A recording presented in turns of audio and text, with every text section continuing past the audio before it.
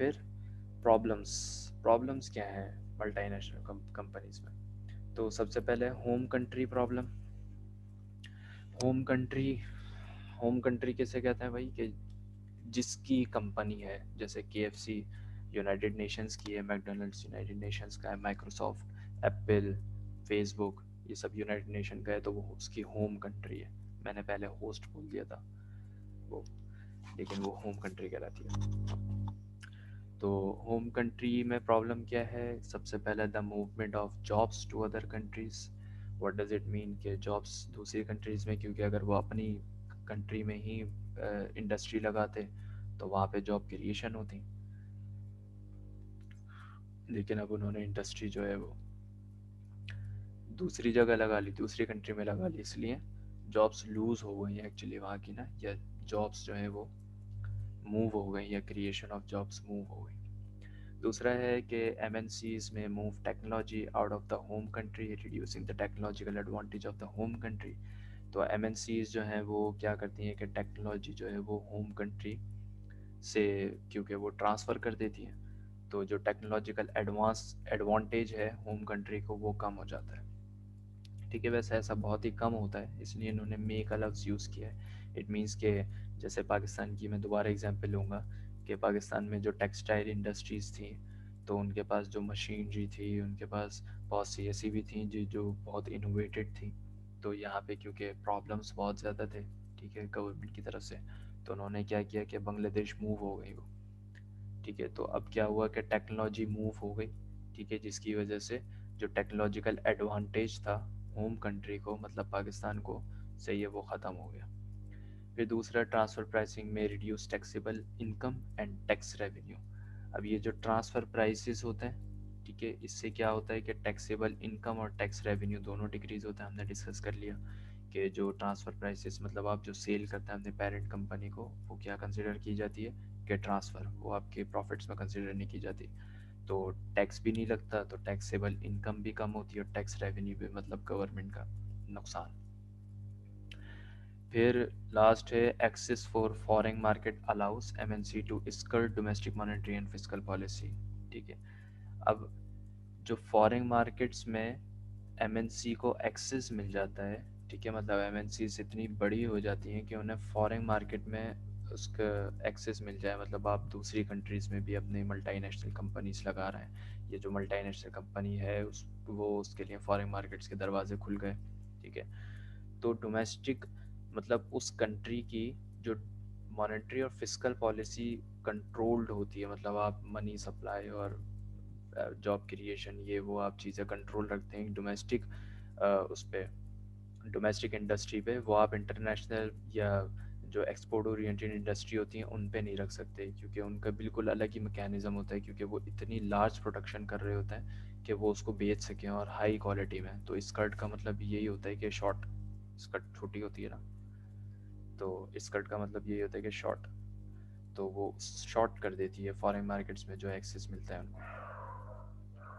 फिर host country को क्या नुकसान है, अभी तो हमने वो डिस्कस कर लिया कि उनको होम कंट्रीज़ को क्या नुकसान है। अब होस्ट कंट्री जहाँ पे आ रही है एमएनसी, ठीक है, लाइक पाकिस्तान में अगर केएफसी खुल रहा है या मैकडोनल्ड्स खुल रहा है, तो सबसे पहला है कि lose of domestic governance control.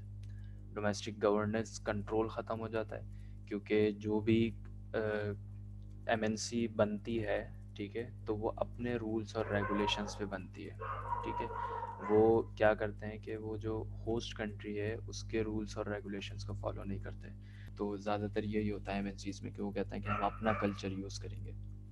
तो यहाँ पे लिखा हुआ है द एमएनसी में follow home rather than host country laws, और borrowing from abroad undermine host country ability to determine the macroeconomic environment.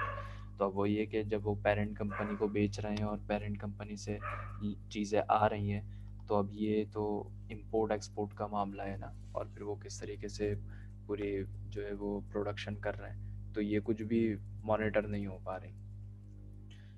तो मैक्रो इकोनॉमिक एनवायरनमेंट जो है वो ख़राब हो रहा है होस्ट कंट्री का, क्योंकि एमएनसी समझ लो एक अमेरिका ने अगर अपनी कंपनी यहाँ पे खोल दी, तो वो समझ लो कि अमेरिका ने वो बस वो पार्ट ख़रीद लिया, ठीक है, उस पर आपका लेना देना बहुत कम हो जाता है। तो मैक्रो इकोनॉमिक इन्वायरमेंट जो आपने एक स्टैटिकल कैलकुलेशन की भी होती है कि हमारा ऐसा ऐसा चल रहा है हिसाब किताब, तो वो जो है सारा ख़राब हो जाता है। फिर दूसरा exposure to foreign goods and corporation में अंडरमाइन द डोमेस्टिक कल्चर। जो अब कंपनी वहाँ पे लगी, ठीक है, तो वो सब तो एक्सपोर्ट करेगी नहीं, उसने कंपनी लगाई इसीलिए कि वो आपके डोमेस्टिक मार्केट में, होस्ट कंट्री के डोमेस्टिक मार्केट में उसे सेल करेगी और प्रॉफिट जनरेट करेगी। तो जब वो प्रोडक्ट बनाएगी और सेल करेगी तो क्या होगा कि आपका जो डोमेस्टिक कल्चर है वो ख़त्म हो जाएगा।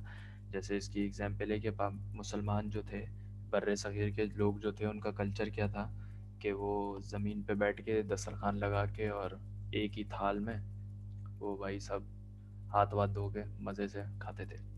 लेकिन फिर क्या हुआ कि डोमेस्टिक सॉरी फॉरेन गुड्स आई, जिसमें ये टेबल और चेयर आ गई, तो अब हम चौड़े में बैठ के इस पे खाते हैं। और फिर कंटे कांटे चमचे आ गए, तो हम बड़े तमीज़ से ऐसे काट वाट के ना उसको खा रहे होते हैं। और फिर अलग अलग प्लेट्स का सिस्टम, और ये डिशेस और जग, और ये अलग अलग गिलास, तो ये एक ज़बरदस्त मामला हो गया ना। तो अब ये हमारा जो डोमेस्टिक कल्चर है, तो क्या हुआ कि वो पूरा बदल गया। अंडरमाइंड का मतलब यही है कि उसे फिर बुरा जानने लगे, जब भी तो नया अडॉप्ट किया। और भी बहुत सारे एग्जांपल्स हैं, लाइक मोबाइल फ़ोन्स हो गए, ठीक है, या और जो ट्रांसपोर्टेशन सर्विस होती हैं, ये पूरा इंटरनेट हो गया, ठीक है। इंटरनेट पे जितनी भी चीज़ें हैं, तो ये भी इसमें हम एग्जांपल के तौर पे ले सकते हैं। फिर लास्ट है, रेपिटेटेड प्रॉफिट्स में undermine domestic capital expansion and R&D resulting in slower economic growth. अब ये रेपिटिएटेड क्या मतलब होता है? रेपिटिएटेड का मतलब होता है कि किसी को अपनी कंट्री में वापस भेज देना, ठीक है। अब किसी को अपनी कंट्री में वापस भेज देना, अब यहाँ पे बात हो रही है इधर प्रॉफिट की, कि प्रॉफिट्स क्या होता है कि देखो, अब एमएनसी यहाँ पे लगी, अब उसकी जितनी भी प्रॉफिट जनरेशन होगी वो यहाँ पे थोड़ी बांट देगा, क्योंकि वो तो यहाँ की है ही नहीं। वो सारी प्रॉफिट कहाँ जाएगा? उसकी होम कंट्री में। अगर यूनाइटेड नेशन ने मैकडोनल्ड्स खोल दिया पाकिस्तान में, तो अब प्रॉफिट भी पाकिस्तानियों को थोड़ी दे देगा। उसने खोला इसीलिए ताकि वो प्रॉफिट जनरेट करे। तो जितना भी प्रॉफिट होगा ऊपर से, मे बी के वहाँ के वो बस टैक्सेस वैक्सेस पे कर दे, ठीक है, कुछ यूटिलिटीज़ पे कर दे। अगर लेबर वहाँ की रख ली उन्होंने, तो लेबर को सैलरीज दे दे, बाकी ऊपर का जितना भी प्रॉफिट होगा वो सब कहाँ जाएगा? वापस उन्हीं की कंट्री में। तो इससे क्या होगा कि जो डोमेस्टिक कैपिटल एक्सपेंशन है, ठीक है, मतलब जाहिर सी बात है, अब कोई ख़ास फ़र्क तो नहीं पड़ रहा ना। तो कैपिटल आ तो रहा है लेकिन वो एक्सपेंड नहीं हो रहा, तो ये अंडरमाइंड होगा, ठीक है, क्योंकि री इन्वेस्टमेंट नहीं हो रही ना उस तरीके से, सारा प्रॉफिट तो वहाँ जा रहा है। और फिर ये R&D क्या है? R&D रिसर्च एंड डेवलपमेंट को कहता है। तो ये रिसर्च एंड डेवलपमेंट और कैपिटल एक्सपेंशन के अंडरमाइन होना डोमेस्टिकली, ये क्या वजह बनता है कि इकोनॉमिक ग्रोथ स्लो होती है इससे फिर। क्योंकि यहाँ पे आपने बहुत तादाद में जो है वो MNCs लगा ली, ठीक है।